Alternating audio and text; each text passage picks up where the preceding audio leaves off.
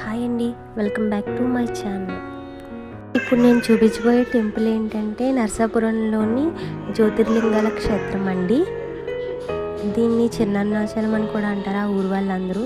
ఎందుకంటే అరుణాచలంలో ఏ విధంగా అయితే ఉంటుందో సేమ్ అలాగే కట్టారండి. ఇక్కడ ఏ విధంగా అయితే గిరి ప్రదక్షిణ ఉందో అలాగే గిరి ప్రదక్షిణలో అష్టలింగాలను అయితే ఏర్పాటు చేశారండి. 1008 శివలింగాలను అయితే ఏర్పాటు చేయడం జరిగిందండి. చూసారు కదా, చాలా అంటే చాలా బాగుంది. అయితే నిర్మించడానికి గల కారణం నాగేంద్ర వారు స్వయంగా కళ్ళు కనిపించి అక్కడ కట్టమని చెప్పారంటండి.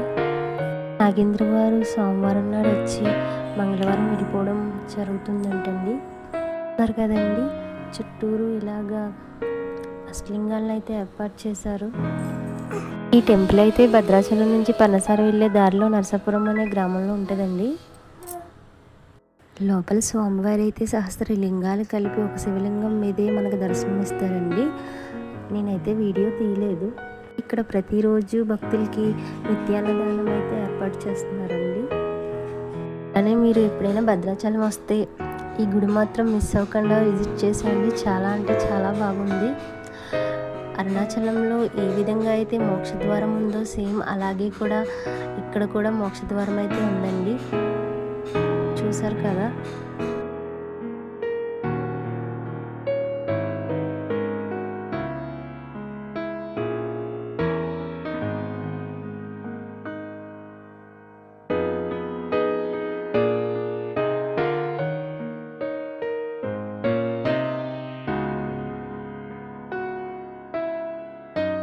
అలాగే ఇక్కడ ముక్కోటికి ఉత్తర ద్వారం కూడా తెలుస్తారండి. పంచముఖ అరుణాచలేశ్వరుడు అండి ఆయన.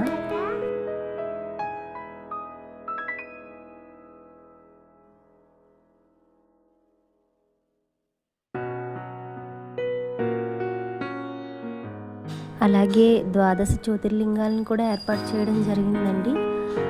అలాగే ఏ రాశి వాళ్ళకి ఏ జ్యోతిర్లింగంతో అభిషేకం చేయాలో అనేది కూడా అక్కడ ఉన్నదండి. అభిషేకం కూడా చేయొచ్చండి.